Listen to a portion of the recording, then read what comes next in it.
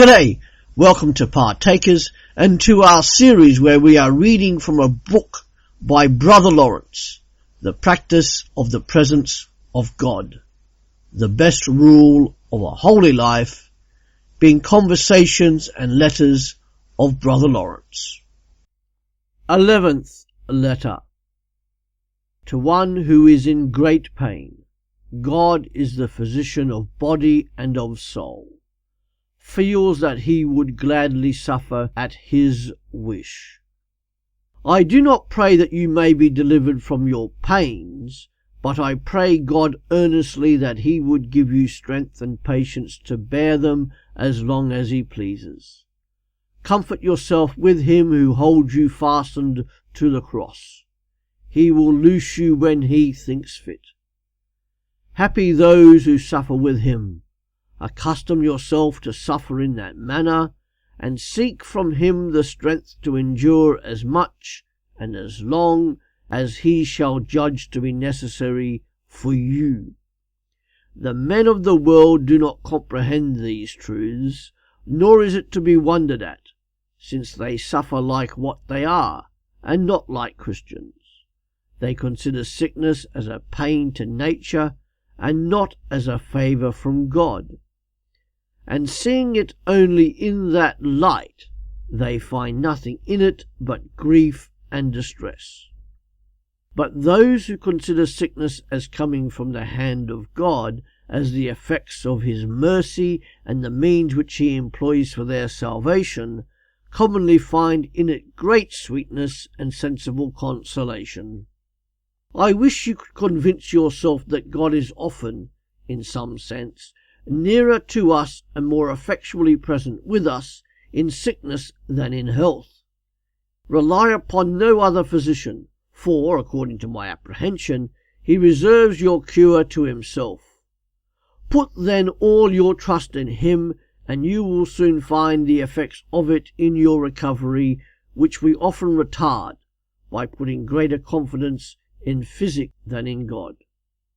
Whatever remedies you make use of, they will succeed only so far as he permits.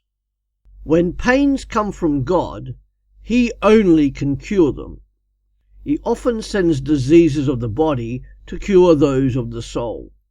Comfort yourself with the sovereign physician both of soul and body.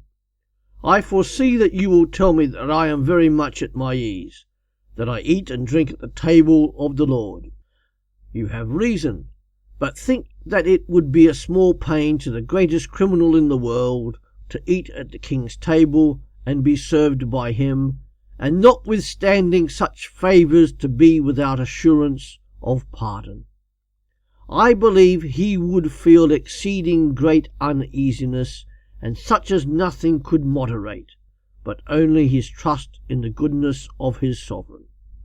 So I assure you that whatever pleasures I taste at the table of my King, yet my sins, ever present before my eyes, as well as the uncertainty of my pardon, torment me, though in truth that torment itself is pleasing.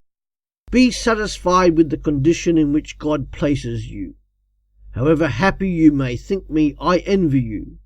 Pains and suffering would be a paradise to me while I should suffer with my God, and the greatest pleasure would be held to me if I could relish them without him. All my consolation would be to suffer something for his sake. I must in a little time go to God. What comforts me in this life is that I now see him by faith, and I see him in such a manner as might make me say sometimes, I believe no more, but I see. I feel what faith teaches us, and in that assurance and that practice of faith I will live and die with him. Continue then always with God. 'Tis the only support and comfort for your affliction. I shall beseech him to be with you. I present my service. Thanks for listening as we look at this ancient book of the Church. Come back every day to Partakers.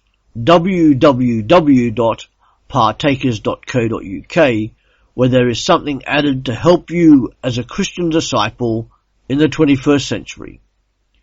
See you later. Dave Roberts, signing out.